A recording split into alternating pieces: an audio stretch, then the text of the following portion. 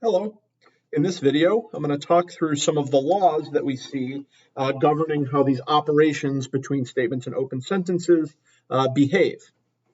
And we wanted to make this video not because this is especially confusing, right? It's just a formula that tells us the law, but because there's a lot of misconceptions that I've seen with my students in the past when it comes to these laws, associative, distributive, De Morgan's laws, commutative laws.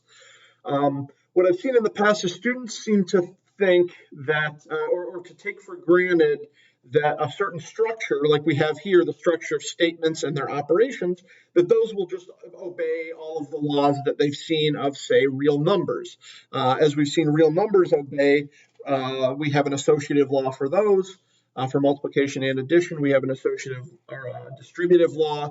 We have a lot of the same laws, and real numbers obey those. But it's a little bit different for statements, and even more different when we look at, say, the XOR operation. Now, this is going to be a problem in your homework, is to look at laws that the XOR operation obeys.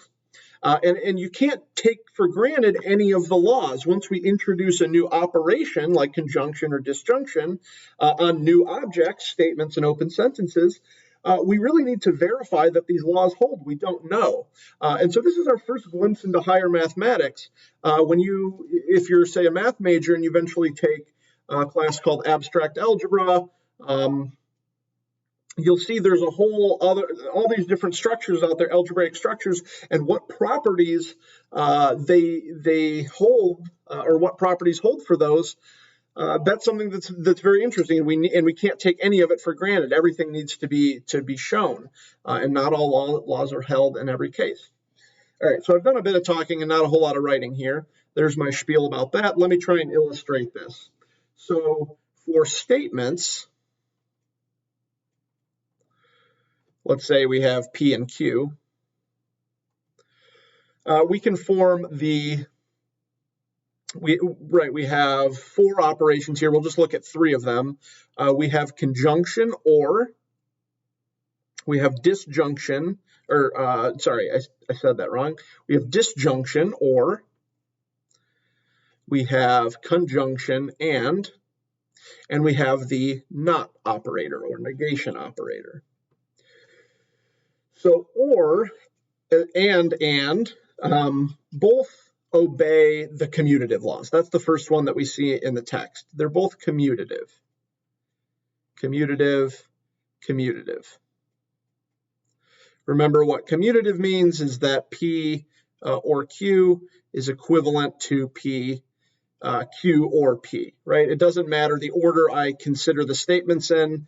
The or operation doesn't care about that, and I keep writing typos here. That should be Q or P. Same thing over here, but with the and operation. P and Q is the same thing as Q and P. So when we're working with these, if we're doing this new sort of algebra on statements, we get to use both of these laws. So what else do we have? We have associative and distributive laws. So or and both obey an associative law. They're both associative. Remember, this means that parentheses, if I'm just using this operation and, it doesn't matter how I write my parentheses, and really, if I'm just doing a string of ands, I don't need to write any parentheses. It doesn't matter how we group the terms. And the same thing is true for or, right? It means P or, maybe I should have write up here, R as well. P or Q or R is the same thing as P or Q or R, like that. And so since these two things are the same, we don't need to write parentheses if we're just using the or operation.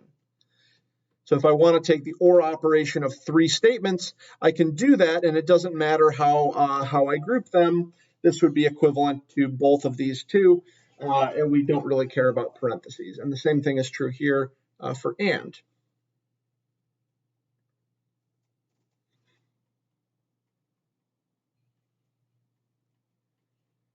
And so in this case, if we want to take the conjunction, of three statements. I don't need to write parentheses because it doesn't matter how I write the parentheses. So this is an equivalent way of expressing any of these two. So now we get to some interesting bits. That's commutativity and associativity. These are concerned with a single operation, a single binary operation. When we get to the distributive law, this is a combination of or and. It's telling us how those two behave with each other. So we have combinations.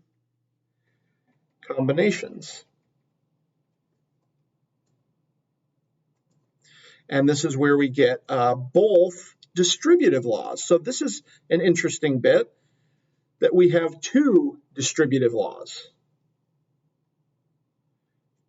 We have or over and we have and over or. So that is P or Q and R. So now I'm combining operations, that this is the same as P or Q. It's distributing over the and P or R. So or distributes over and, but we also know that and distributes over or. Q or R is equivalent to P and Q or P and R. Now maybe I'll take a second here to point out, how do we know these are true? Like I said, we can't just take these for granted. I'm just telling you these things are true. You can actually go and verify and look in the text. They do this for you. You can take a look at the truth tables. You can prove that all of these laws are really do hold. And you prove that by looking at a truth table. You set up a truth table for the left-hand side and show that for all possible inputs, so for all possible truth values of P, Q, and R, so I'd need 8 rows here, I'll get the same outcome as the right-hand side. So you can actually see that and prove it with a truth table. All right, so you can't take these for granted. We do have to prove them. Luckily, the book shows us how to do that. So we'll go there. We also have another combination one, and this is telling us how the not operator, which we've seen here, the not operator works with or and. So we also get De Morgan's laws. So remember, that tells us that if this is sort of a distributive law, it's a kind of distributive law, but we call it De Morgan's law. Not P or Q. So if I take P or Q and then I negate that this is the same as not P and not Q. And again, I can prove that with a truth table. We can also do this weird sort of distribution over and. We get not P or not Q. So De Morgan's laws are interesting. It's like it's distributing over the operation, but it switches the operation from or to and, or from and to or. And those are De Morgan's laws, and that's another one of these combination laws that are telling us how these operations behave. I'll mention one more for the negation operation. And this is called, like, I don't know, we don't have a great name for this, a double negative law, something like this, that tells us if we do this twice, we end up with the same thing. So if we negate the negation, we just end up with the original statement. So something called an involution, but that's sort of outside the scope. But this is an interesting property of negation. So there's all of the laws that we have. Again, they're proven with truth tables. And just to continue on a little bit with this video, I'll talk about how this compares to operations that you're familiar with over the real numbers. So this was for statements. These laws all hold. But what about for, let's say, real numbers? And I want to compare something here because it's not the same structure. How do real numbers work?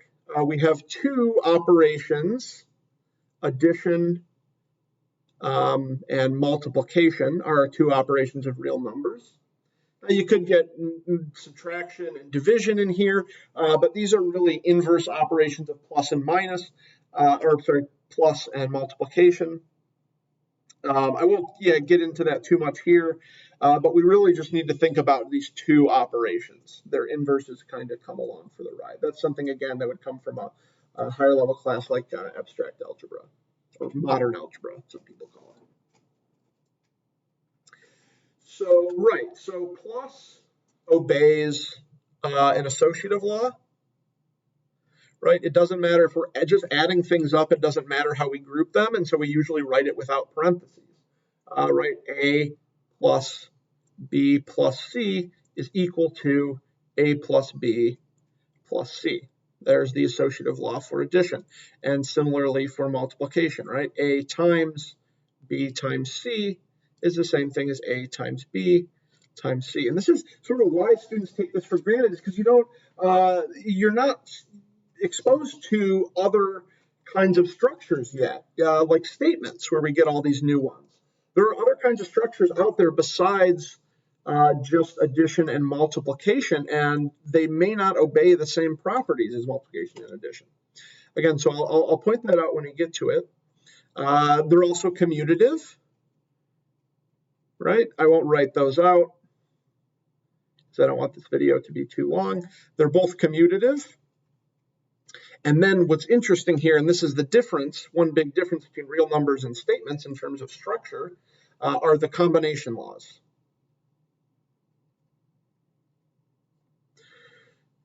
So we would have two possible distributive laws. Two, just like we had for conjunction and disjunction.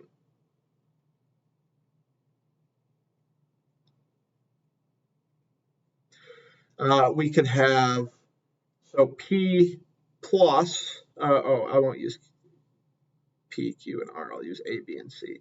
So A, let's do it like this, A times B plus C. So this would be multiplication over addition. And a distributive law here would say that this is A times B plus A times C. Now that's true, right? That one's true. Multiplication does distribute over addition. But yeah, one thing you learn when you're adding things up and learning mathematics is that addition does not distribute over multiplication. So A plus B times C,